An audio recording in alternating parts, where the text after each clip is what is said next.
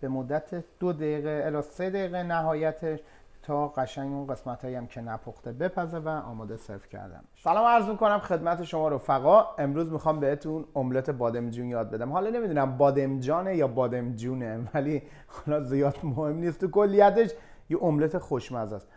املت رو خیلی‌ها فکر میکنن یه غذا ساده است، اما وقتی که تو یه رستوران 5 استار میری تبدیل به یه غذای تخصصی میشه. بس تمام زحمتتون رو بکشید تا یه املت خوب درست کنید. بریم سراغ مواد اولیه‌اش.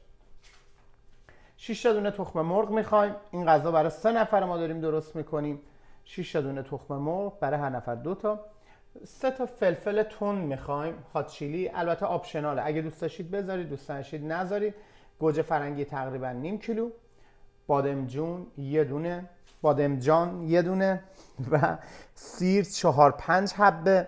این هم سبزی گیشنیزه، به اندازه یه مشت دست نیاز به سبزی گیشنیز تازه داریم. این هم محصولات جوادی از حیات خودمونه. خب ارگانو خشکم داریم. اینم ارگانو خشک شده است. پودرش رو نریختم چون به صرف اینکه میخوام درشتش رو بریزم و روش بپاشم، هم قشنگتره و هم طعمش بیشتر تو دهن میادش.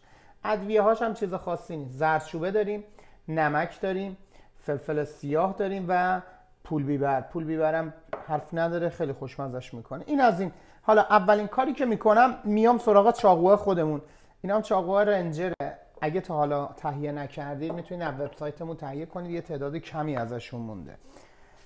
خب میام سراغ بادمجونمون. بادمجونا رو سعی میکنیم که با پوست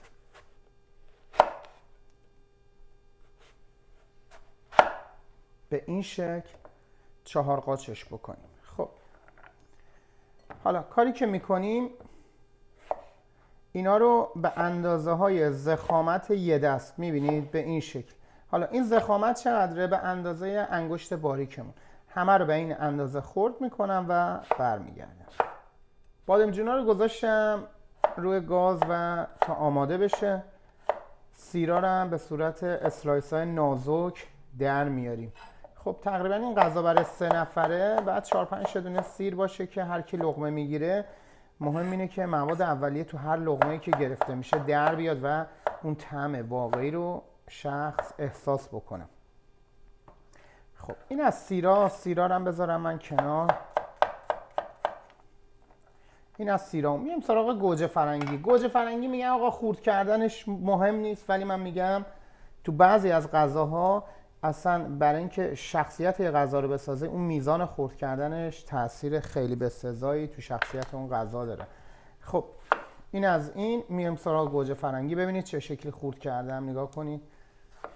گوجه فرنگی هم تقریبا متوسطه. حالا چرا به این شکل در آوردم؟ چون میخوام کمی درشت باشه و نمیخوام له له بشه. اصطلاحا بعضی تو املت میگن گوجه رو صافش میکنیم، ولی من نمیخوام گوجه صاف بشه، میخوام یه مقداری درشت موقع خوردن باشه. این از این. و برای گیشنیزا رو هم تا اندازه‌ای که میتونید خوردش بکنید. حالا من تو مراحل بعدی فیلم میگیرم و اندازه خرد شدنش رو نشون میدم. بادمجون هم که سرخ کردید، روغنش رو به هیچ عنوان استفاده نکنید. بادمجونا رو روی دستمال بذارید تا روغنش بره، تا مرحله بعد بهتون بگم چیکار باید بکنید. خب این از گیشنیزامون خوردش کردم، سیرا خرد شده و میایم سراغ بادمجونا رو هم چیدم و با یه روغن خیلی کم، نه زیاد، گذاشتم دارن سرخ میشن.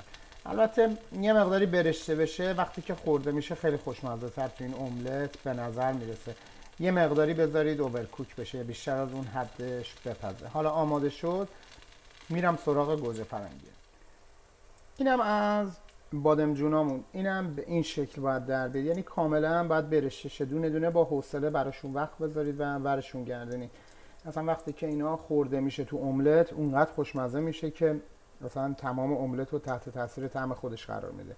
پس دقت بکنید تو سرخ کردن و برشته کردنش، تا جایی که امکان پذیره نسوزه، اما تا جایی که امکان داره برشتهشون کنید. خب بادمجونا پروندهش پیچیده شد، به این صورت چیپسی در اومد و برشته شد و میام سراغ گوجه فرنگی. روغنش رو عوض کردم، ظرف رو شستم، روغن خیلی کمی هم ریختم، زیاد نه. گوجه فرنگی ها حرارت بالا میره برای قل خوردن، اما تو این مرحله اورگانو رو بشازه یه ذره بالاتر میگیریم، بعد میگیم این پلاستیک چیه. این برای اینکه نریزه همه جا، دوست دارم هم همیشه اینجوری بمونه، به خاطر همین بستش باز میکنم، از کناره هاش باز میکنم و اینجوری خوردش میکنم و میاد داخل غذا. این اورگانو حالا توی این مرحله نخورم بادم جونا. خب سیرامونم اضافه میکنیم چون دوست داریم که طعمش کاملا داخل غذا در بیاد. یه سری از سیر خوششون نمیاد و بعد سلیقه‌ن، اما ما چیزی نمیگیم، اونا نریزن تو غذاشون. خب این از این. میریم سراغ ادویه هامون.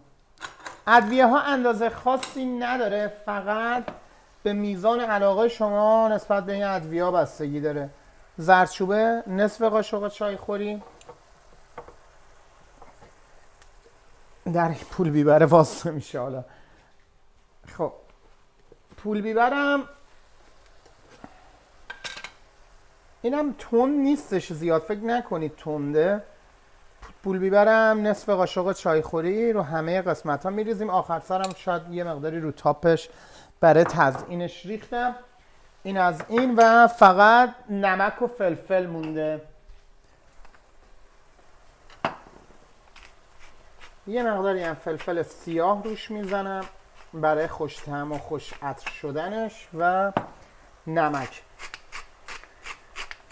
نمک البته یه مقداری الان بهش میزنم، تخم مرغ هم اضافه کردم، یه مقداری هم آخر سر میزنم. این از این. اینا رو هم زیاد دست نمیزنیمش که از این لهتر بشه، فقط ادویه ها رو به این شکل که باهاش مخلوط کردیم مطمئن شدیم همه قسمتاش رفته دیگه کاملا رهاش میکنیم. نمیخوام گوجه ها رو خرابش بکنم، گوجه ها میخوام یه مقداری درشت داخلش در بیاد. خب آبش که خوش شد به این شکل در میاد، یه مقداری هم روغن میندازم، میتونید ببینید. حالا بادمجونایی که ریز بد فرم دفرم شده است، اینا رو هم میاریم تو این مرحله مخلوطش میکنیم. خب این فقط یه مقداری صبر و حوصله میخوادش،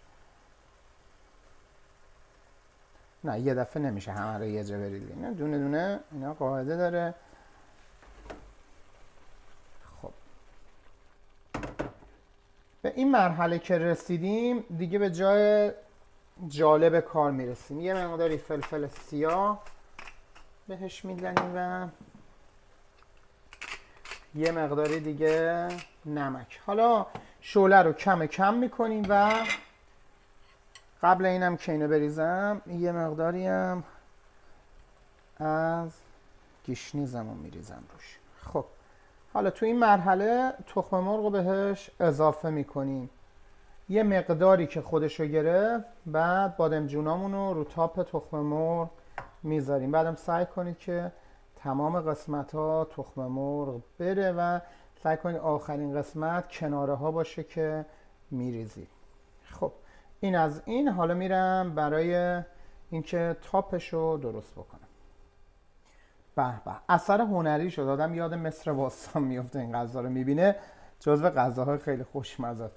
یادتون نره حالا اینا رو چیدم، الان دیگه یه مقداری خودش رو گرفت. حالا در قابلمه رو در مایتابه رو میبندم به مدت 2 دقیقه الی 3 دقیقه نهایتش، تا قشنگ اون قسمتایی هم که نپخته بپزه و آماده سرو کردنش.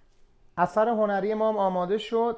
الان براتون سوال پیش میاد که اینو با چی میخورید؟ راستی فیلم این زیتون پرورده رم گذاشتم تو پیج، هست زیتون پرورده استرالیایی. اینم با این میزنیم تنگشو، جای شما رو خالی میکنیم. امیدوارم که وقت بذارید و برای خودتون فلفل پریدگی، امیدوارم وقت بذارید برای خودتون این غذا رو درست بکنید. راستی همینجا یه تشکرم بکنم، اینستامون شدش، اینستاگرام شدش 100,000 نفر و دم همتون گرم که حمایت کردید. به هر حال دارم تمام تلاشمو میکنم، فقط اجازه بدید که هوا استرالیا یه مقداری کم بشه. ما الان 2 ماه تو قرنطینه ایم، این قرنطینه ها برداشته بشه، یعنی ما فقط تنها کاری که میتونیم بکنیم در روز 1 ساعت میتونیم از خونه خارج بشیم، نه بیشتر. سر کارم نمیرم، اما هوا خوب میشه، این ریستریکشن ها برداشته میشه. فیلم های خیلی جالبی براتون دارم. کانالمون رو حمایت بکنید، کمک کنید بشه 200,000 تا این کانال هم دیگه ما خوشحال بشیم. دوستتون دارم، به خدای بزرگ میسپارمتون. خدا یار و نگهدار.